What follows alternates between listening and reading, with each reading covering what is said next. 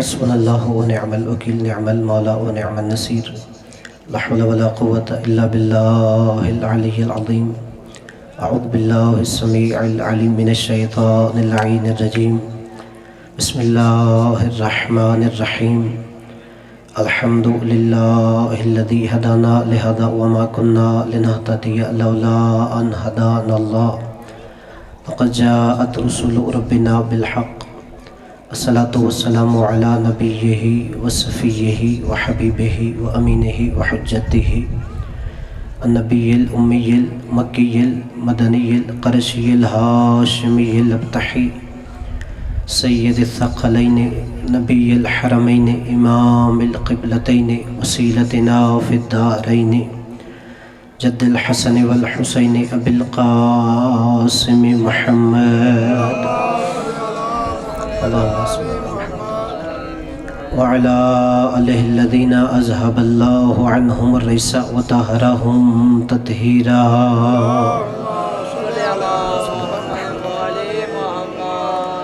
صلوات اللہ علی محبیہم ولعنت اللہ علی مبغضیہم اما بعد فقد قال الہدی فی کتابہ العلی بسم اللہ الرحمن الرحیم ان علینا للہدی و انا لنا للآخرۃ والأولی مل کے بوازی بلند صلوات پڑھیے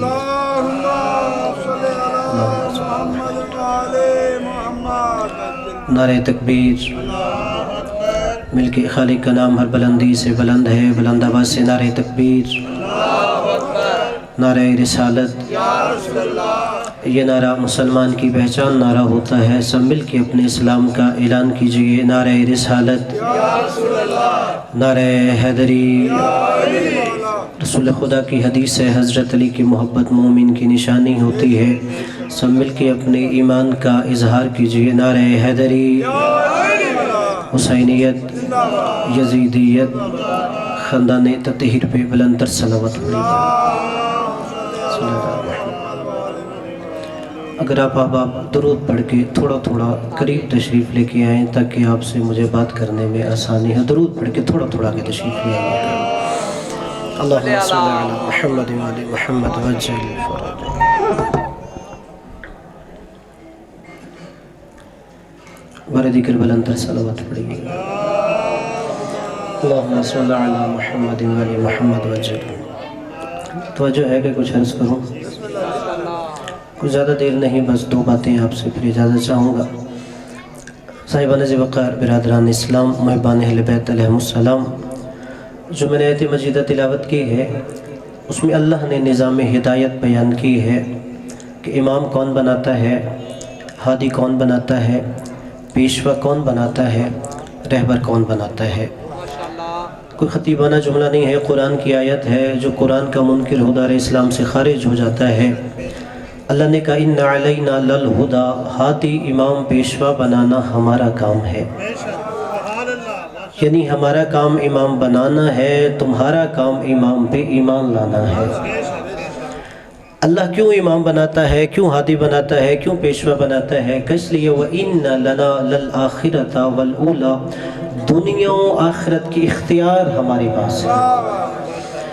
لوگ اسے بناتے ہیں جو لوگوں جیسا ہوتا ہے اللہ اسے بناتا ہے جو اس کی صفات کا مظہر ہوتا ہے لیس کمثلہ شیء اللہ کی ذات کا مظہر کوئی نہیں ہے جو اس کی صفات کا مظہر ہوتا ہے یعنی آپ نے سنا کہ اللہ رحمان ہے جسے اللہ بناتا ہے اس میں اس کی رحمت نظر آتی ہے اللہ کریم ہے جسے اللہ بناتا ہے اس میں اللہ کا کرم نظر آتا ہے اللہ علیم ہے جسے اللہ بناتا ہے اللہ کا علم اس کے علم میں نظر آتا ہے اللہ رحیم ہے اللہ کی رحمت اس کے رحم میں نظر آتی ہے اور قبلہ اگر اور آسان کر دوں بندہ اپنی ایک نسل کی ضمانت نہیں دے سکتا باپ یہ نہیں کہہ سکتا میرا بیٹا مجھ جیسا ہوگا استاد نہیں کہہ سکتا میرا شاگرد مجھ جیسا ہوگا شاعر یہ نہیں کہہ سکتا میرا شاگرد مجھ جیسا ہوگا ناز کیا کرو ہمارے نبی نے ایک نہیں اپنی 12 نسلوں کی ضمانت دی ہے جیسے پہلے کا قول ہوگا ویسے چھٹے کا جیسے چھٹے کا ویسے 12ویں کا ہوگا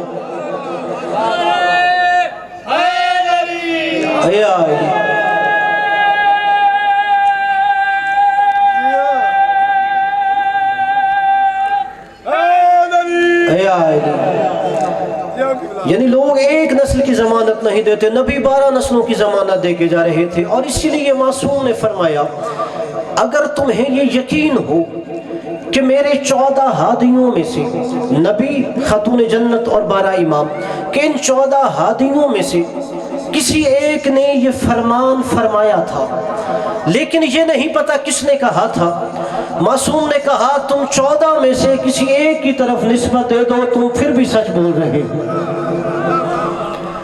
14 میں سے کسی ایک کی طرف نسبت دے دو، اس لیے کہ ہم 14 کا قول ایک ہے، ہم 14 کا فعل ایک ہے، ہمارا کردار ایک ہے۔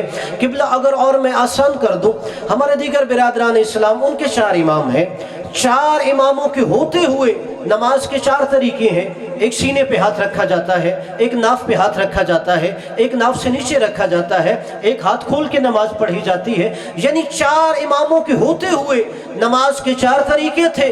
ہمیں فخر ہے امام 12 ہے، نماز ایک ہے۔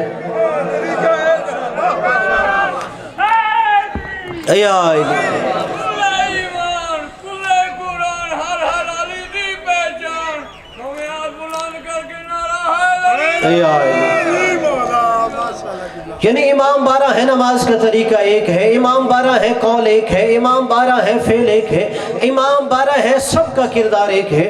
اور قبلہ یہی تو فخر ہونا چاہیے۔ ہمارے امام کبھی کسی کے دروازے پہ نہیں جاتے تھے کہ ہمیں دین سمجھاؤ، بلکہ علماء نے لکھا لوگ ہمارے امام کے دروازے پہ آتے تھے، یا علی ہمیں یہ مسئلہ بتاؤ، حسن ہمیں شریعت سمجھاؤ، حسین ہمیں دین کے مسئلے بتاؤ، زین العابدین ہمیں عبادت کے راز سمجھاؤ، باقر العلوم ہمیں علم کے اسرار سمجھاؤ، جعفر صادق ہمیں علم فقہ سکھاؤ، موسیٰ کاظم ہمیں شریعت محمدیہ بتاؤ، علی رضا حقیقت اسلام بتاؤ، محمد تقی دین اسلام کی حقیقت بتاؤ، علی نقی ہمیں شریعت اسلامیہ سکھاؤ، حسن عسکری دین محمدیہ سمجھاؤ، مہدی دورہ ہمیں اسلام بتاؤ۔ یعنی ہمارے 12 اماموں کے پاس عام اسلامی مملکت کے چپڑاسی سے لے کے صدر مملکت تک آیا کرتے تھے، اور اس لیے ہم نے ان 12 کے دروازوں پہ سر جھکایا ہے۔ قبلہ کبھی ہمارا امام کسی کے دروازے پہ نہیں آتا، بلکہ ہر کوئی کہتا تھا یہ مسئلہ بتاؤ، یہ مسئلہ بتاؤ، یہ مسئلہ بتاؤ۔ اور علماء اسلام نے لکھا کہ کئی حاکم یہ کہتے ہوئے دنیا سے چلے گئے اگر یہ نہ ہوتے تو ہم ہلاک ہو جاتے۔ اپنے مرضی کے مفتی کے سر پہ قرآن رکھ کے پوچھو، دین ہلاک ہونے والوں سے لینا چاہیے یا ہلاکت سے بچانے والوں سے لینا چاہیے؟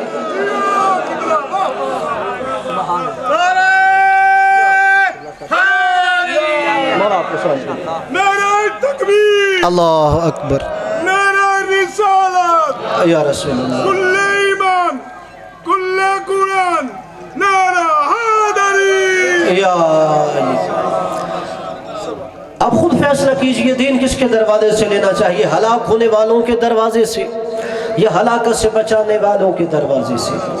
چونکہ یہ جو ہفتہ ہے مناسبت ہے میرے چھٹے امام کی، بس 2 جملے آپ کو چھٹے امام کی سیرت سمجھا کے۔ 14 ہادیوں میں ہر کوئی سچا ہے، لیکن آپ 2 ایسے ہادی دیکھو گے جن کا لقب صادق ہے۔ ہمارے نبی کا بھی لقب صادق تھا کہ کافر کہتے تھے ان سے بڑا سچا کوئی نہیں، اور 12 اماموں میں سے چھٹے امام کا بھی لقب صادق ہے۔ حالانکہ مولا علی بھی صادق ہے، مولا حسن بھی، مولا حسین بھی، 12 کے 12 صادق ہیں۔ چھٹے امام کو صادق کیوں کہا جاتا ہے؟ آپ جائیے اپنے مرضی کی تاریخ اسلام، تاریخ عرب پڑھ لیجئے۔ کہتے ہیں کہ جب چھٹے امام کا زمانہ تھا، ایک طرف بنو امیہ کی حکومت ختم ہو رہی تھی، بنو عباس کی حکومت شروع ہو رہی تھی۔ بنو امیہ والے کہہ رہے تھے حکومت کے ہم حقدار ہیں، بنو عباس والے کہہ رہے تھے ہم محمد کے رشتہ دار حکومت کے ہم حقدار ہیں۔ بنو امیہ والوں نے کہا بنو عباس جھوٹ بولتے ہیں، بنو عباس والوں نے کہا بنو امیہ جھوٹ بولتے تھے۔ یعنی عرب کا وہ معاشرہ جہاں ہر بندہ دوسرے کو کہہ رہا تھا وہ جھوٹ بول رہا تھا، وہاں صرف ایک ایسی ہستی تھی جنہیں بنو امیہ والے بھی کہہ رہے تھے یہ سچا ہے، بنو عباس والے کہہ بھی رہے تھے وہ سچا ہے، وہ کوئی اور نہیں، آپ کا میرا چھٹا امام جعفر صادق تھا۔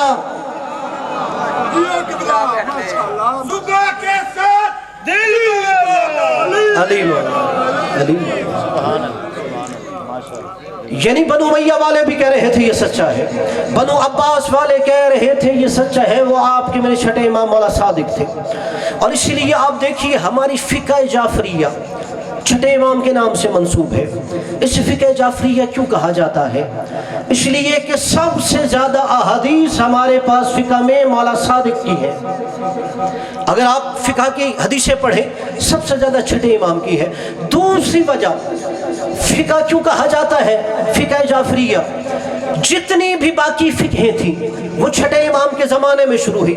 فقہ حنفیہ مولا امام صادق کی زندگی میں شروع ہوئی، فقہ مالکیہ مولا صادق کی زندگی میں شروع ہوئی، فقہ شافعیہ مولا کے بعد شروع ہوئی، فقہ حنبلیہ مولا کے بعد شروع ہوئی۔ جب لوگوں نے دیکھا کہ برادران اسلام اپنی پہچان کے لیے کوئی خود کو فقہ حنفیہ کا پیروکار کہہ رہا تھا، کوئی فقہ مالکیہ کا پیروکار کہہ رہا تھا، اب لوگوں نے کہا ہم شیعہ نے حیدر کرار اپنی شناخت کیسے بنائے؟ انہوں نے کہا ان سارے اماموں میں سے سچا صرف ایک ہی امام ہے، اور انہوں نے آگے بڑھ کے کہا میری فقہ کوئی اور نہیں ہے، میری فقہ کو جعفریہ کہتے ہیں۔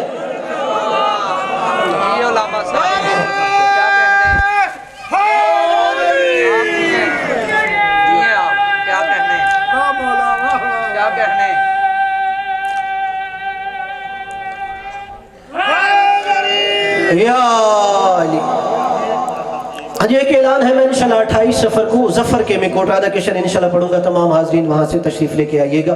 اور قبلہ اگر چھٹے امام کی ساری زندگی میں آپ کو بتاؤں، مولا نے ان کا بھی مقابلہ کیا جو اللہ کے وجود کے منکر تھے، ان کا بھی مقابلہ کیا جو رسالت کے منکر تھے، ان کا بھی مقابلہ کیا جو امامت و ولایت کے منکر تھے۔ جود بن درہم ہے، مولا کے زمانے میں خود کو سائنسدان کہتا ہے، کہتے ہیں کہ اس نے کچھ پانی جمع کیا، اس کے اندر مٹی ڈالی، جب مٹی کے اندر پانی جمع ہوا اس کے اندر کچھ جانور کچھ کیڑے مکوڑے پیدا ہو گئے۔ اس نے لوگوں کو کہا کہ میں خالق ہوں، میں نے یہ مخلوق پیدا کی ہے، میں کہوں گا ایسے خالق کی ایسی ہی مخلوق ہوتی ہے۔ جب کوئی کہتا اپنی مخلوق دکھا، وہ چلتے ہوئے جیسے ہی اپنی بوتل کو انڈیلتا کچھ کیڑے مکوڑے چلتے ہوئے جاتے، کہتا یہ میری مخلوق ہے۔ اب دیکھیے جو ایمان کے کمزور تھے وہ آہستہ آہستہ اس کے قریب ہونے لگے۔ لوگوں نے چھٹے امام سے کہا کہ مولا دیکھیے آپ کے مدینے میں ہوتے ہوئے لوگ جود بن درہم کے دروازے پہ جا رہے ہیں، وہ خود کو خالق کہتا ہے، وہ کہتا ہے کہ میری عبادت کیا کرو، نعوذ باللہ میں مخلوق پیدا کرتا ہوں۔ مولا نے اپنے شاگردوں کے لیا، مولا جود بن درہم کے دروازے پہ چلے گئے۔ مولا نے کہا جود بن درہم میں نے سنا ہے کہ تو خود کو خالق کہتا ہے، تو الوہیت کا دعوے دار ہے؟ کہتا ہے ہاں نہیں، میں نے خود مخلوق پیدا کی ہے۔ مولا نے کہا تیری مخلوق کون سی ہے؟ اس نے بوتل منگوائی، بوتل انڈیل دی، جیسے ہی بوتل انڈیلی گئی کچھ کیڑے مکوڑے چلتے ہوئے آگے بڑھنے لگے۔ امام سے کہتا ہے یہ میری مخلوق ہے۔ اب شیعہ نے حیدر کرار سا اٹھائیے، جملہ لوہے دل پہ نقش کیجئے۔ باقی میرے برادران اسلام یہ جملہ سن کے گھر جا کے سوچئے ضرور کہ مولا صادق کا مقام کیا ہے۔ اب جیسے ہی اس نے فوراً انڈیلا، اس نے کہا یہ میری مخلوق ہے۔ مولا نے پہلا سوال کیا، مولا نے کہا اچھا تو نے انہیں پیدا کیا ہے؟ کہتا ہے میں نے پیدا کیا ہے۔ مولا نے کہا مجھے یہ بتا تیری پیدا کی ہوئی مخلوق کی تعداد کتنی ہے؟ جسے جملہ سمجھ آیا ہے، جب تو نے پیدا کیا ہے تیری پیدا کی ہوئی مخلوق کی تعداد کتنی ہے؟ کہتا ہے یہ نہیں پتا۔ مولا نے کہا اچھا یہ بتا ان میں نر کتنے ہیں مادہ کتنے ہیں؟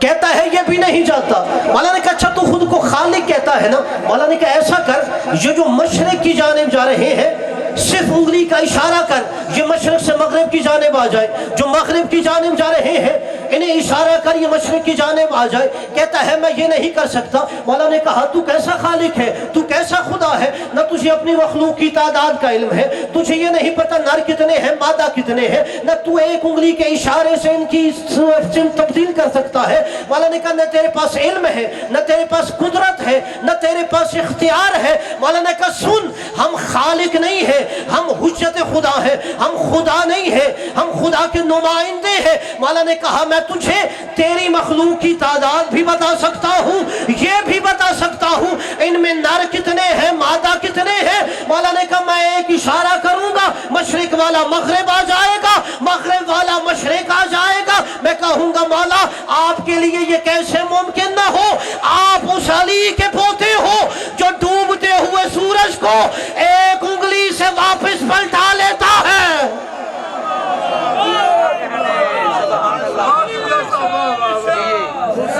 بادشاہ حسین بادشاہ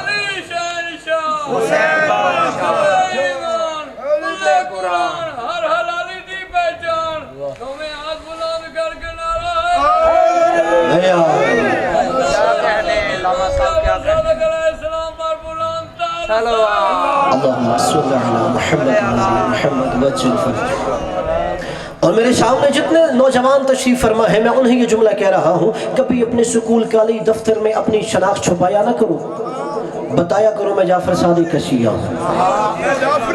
اگر کوئی یہ کہتا ہے کہ میں حنفی ہوں، میں شافعی ہوں، میں مالکی ہوں، میں حنبلی ہوں، تو آپ بھی آگے 2 قدم بڑھ کے بتایا کرو کہ میں جعفر صادق کا شیعہ ہوں۔ اگر کوئی پوچھے کیوں، قبلہ ہمارے پاکستان میں زیادہ تر برادران اسلام امام ابو حنیفہ کے مقلد ہیں جو خود کو حنفی کہتے ہیں، تو برادران اسلام کے ان نوجوانوں کو بتایا کرو میرا امام وہ ہے کہ جب امام ابو حنیفہ سے پوچھا گیا آپ کی عمر کتنی ہے، انہوں نے کہا 2 سال۔ لوگوں نے کہا مذاق کرتے ہو، آپ کی داڑھی سفید ہو گئی، آپ کہہ رہے ہو عمر ابھی بھی 2 سال ہے۔ تو امام ابو حنیفہ نے یہ جملہ ارشاد فرمایا، کہا سنو ابو حنیفہ کا یہ عقیدہ ہے جو 2 سال میں نے جعفر صادق کے قدموں میں گزارے ہیں وہی میری زندگی ہے۔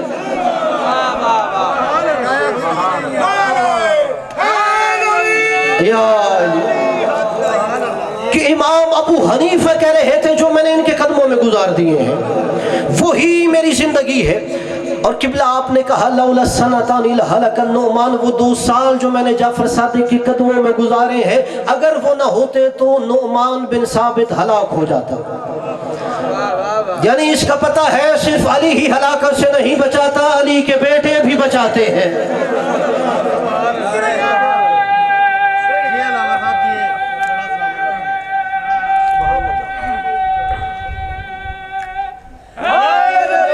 یا علی۔ اور نوجوانوں کے لیے خاص طور پہ جملہ کہہ رہا ہوں، قبلہ میں اپنے شاید کوئی کہے خطیب شیعوں کا اس لیے اپنے امام کی تعریف کر رہا ہے۔ ایک کتاب ہے جس کا نام سپر مین ان اسلام ہے، وہ 25 لوگوں نے مل کے لکھی، فرانس سے ایک اسٹراسبرگ انسٹیٹیوٹ، انہوں نے یہ کتاب شائع کی۔ اس میں 23 عیسائی لوگ تھے، 2 شیعہ تھے، ایک حسین بن نصر وہ اس وقت امریکہ میں پروفیسر ہے، دوسرے موسیٰ صدر وہ لبنان کے تھے، ان کا انتقال ہو گیا، 2 شیعہ تھے، 23 پروفیسر جس میں کرسچنز تھے، یہودی تھے، غیر مسلم تھے۔ انہوں نے لکھا سپر مین ان اسلام، یعنی اسلام میں کون سی شخصیت سپر مین ہے، اور انہوں نے لکھا وہ امام جعفر صادق ہے۔ اور انہوں نے وہاں پہ یہ لکھا کہ لوگ شیعہ تو صرف یہ فخر کرتے ہیں کہ ہمارے امام نے قرآن کے علوم کے دریا بہا دیے، حدیث کے علوم کے دریا بہا دیے، فقہ کے علوم کے دریا بہا دیے۔ وہ 23 غیر مسلم سائنسدان کہتے ہیں نہیں، اگر آج علم و سائنس بھی ترقی کر رہا ہے تو یہ جعفر صادق کا صدقہ ہے۔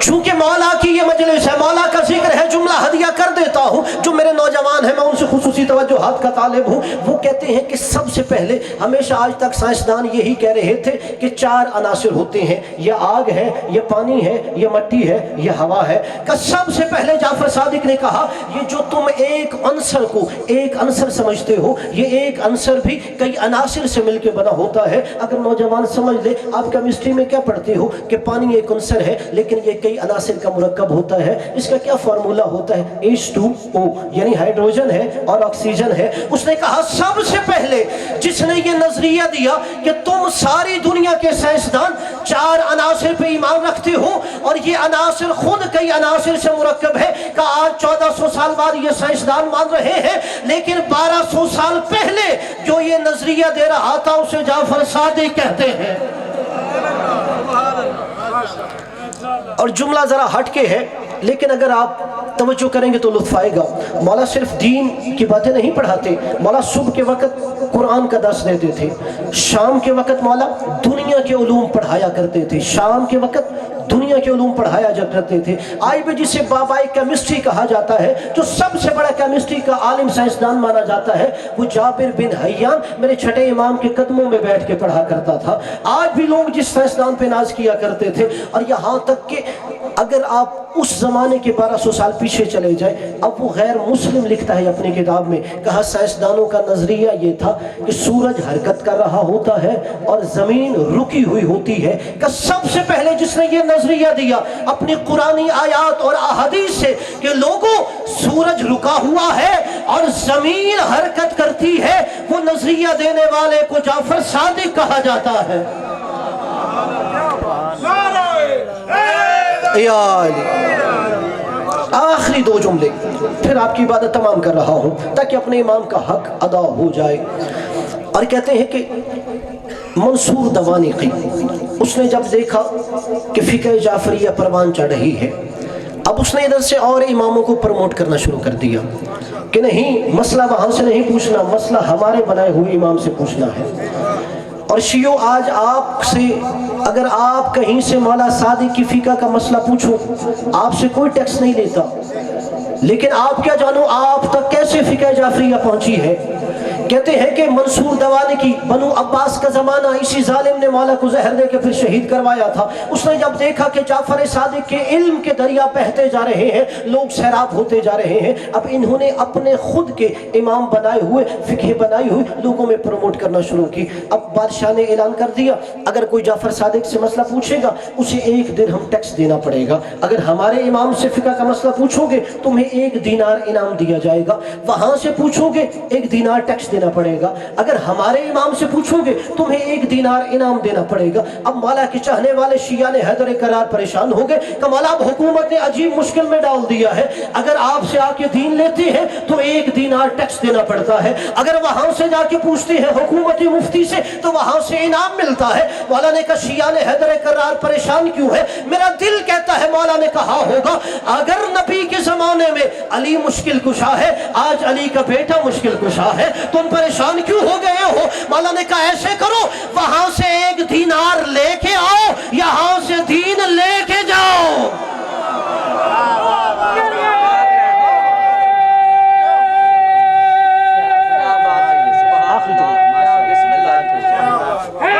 مولا آپ کو سلام، مولا آپ کو سلام، مولا آپ کو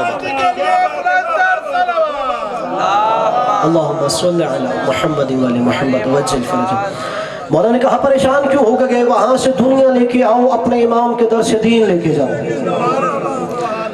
اور یہی تو وجہ ہے جب لوگ یہ در چھوڑ دیں تو پھر حقیقت اسلام بھی سمجھ میں نہیں آتی۔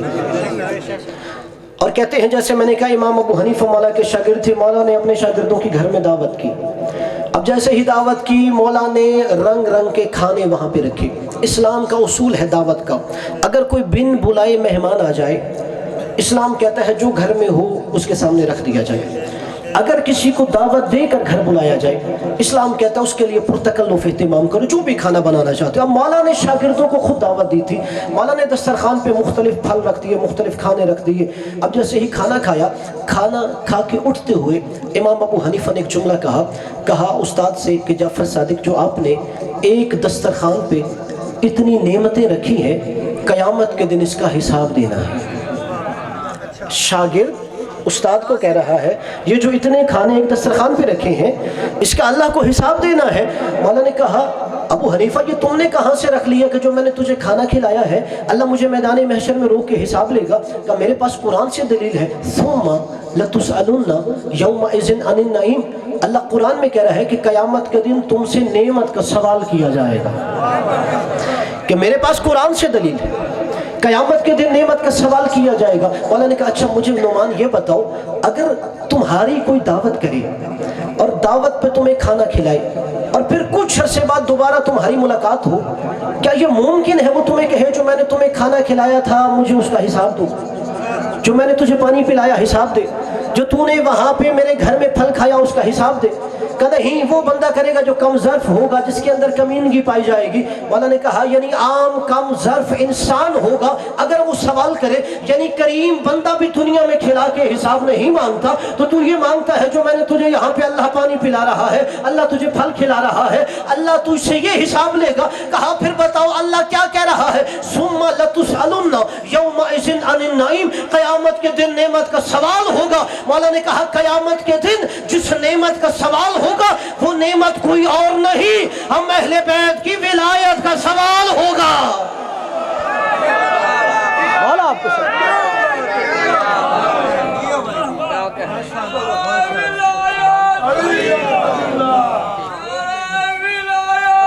علی ولی اللہ، علی ولی اللہ۔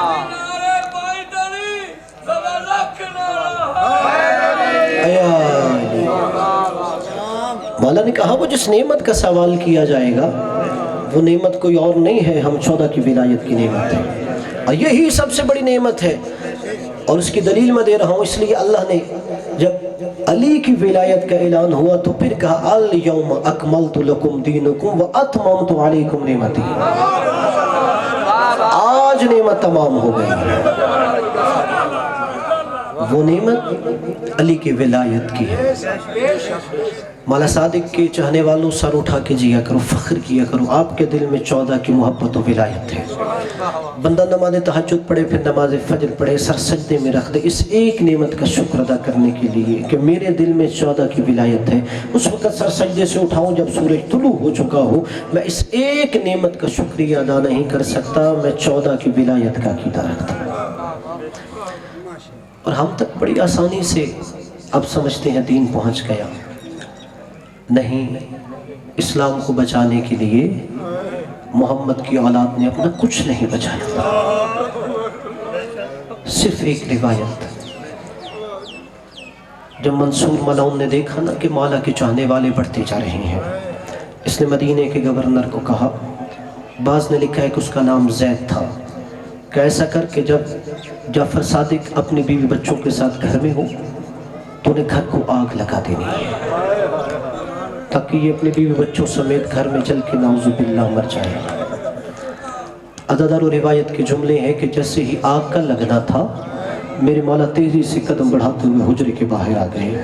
جیسے ہی مولا اپنے گھر کے حجرے سے باہر آئی، مولا صحن میں بیٹھ گئے۔ مولا نے کیا دیکھا کہ ان کے گھر کی شہزادیاں ایک کمرے سے نکلتی ہیں دوسرے کمرے میں چلی جاتی ہیں، دوسرے سے نکلتی ہیں تیسرے کمرے میں چلی جاتی ہیں۔ چھوٹے چھوٹے سادات کے بچے میرے مولا صادق کے آکے ٹانگوں کے ساتھ لپٹ گئے، کہتے ہیں کہ مولا ہمیں بچائیے۔ عزادارو اس ماحول میں چھٹے امام اپنے گھر کے صحن میں آئے اور اپنے دونوں زانوؤں کے درمیان اپنا سر رکھ کے رونے لگ پڑے۔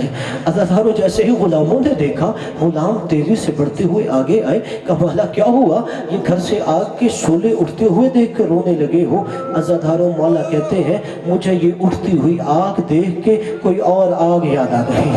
عزادارو جو پرسہ دینے آیا ہے کہ میرے گھر سے اٹھتے ہوئے شعلے دیکھ کر مجھے کوئی اور آگ یاد آ گئی ہے، کہ سیدانیہ جب ایک حجرے سے دوسرے حجرے میں جا رہی تھی مجھے زہرا کی بیٹیاں یاد آ گئی ہے، کہ جب آج آگ میں روتے ہوئے سادات کے بچے مجھ سے لپٹ رہے تھے مجھے حسین کے بچے یاد آ گئے ہیں، کہ آج جعفر صادق زندہ تھا، سادات کے سر پہ چادریں موجود تھی، بیویاں روتے ہوئے آگ میں ایک حجرے سے دوسرے حجرے جا رہی تھی، کہ اللہ جانے شام غریبہ میں زہرا کی بیٹیوں کی کیا حالت ہوگی جب زینب بے رضا ہو گئی، خیموں کو آگ لگائی گئی اور پہلا مسئلہ علی کی بیٹی نے پوچھا، سجاد بیٹا مجھے بتا میں جل کے خیموں میں مر جاؤں یا ننگے سر باہر نکل جاؤں؟ مولا سجاد نے آگے بلایا کہ پھوپھی اپنے چہرے کا پردہ بالوں سے بناؤ۔ عزادارو خاک کربلا اٹھائی، میرے چوتھے امام نے سر میں ڈالی کہ پھوپھی اماں اپنے بالوں کا پردہ خاک کربلا سے بناؤ۔ میرا دل کہتا ہے علی کی بیٹی نے کہا ہوگا اے کاش زینب یہ ماحول نہ دیکھتی، اس سے پہلے زینب مر جاتی۔ اللہ لعنت اللہ علی القوم الظالمین۔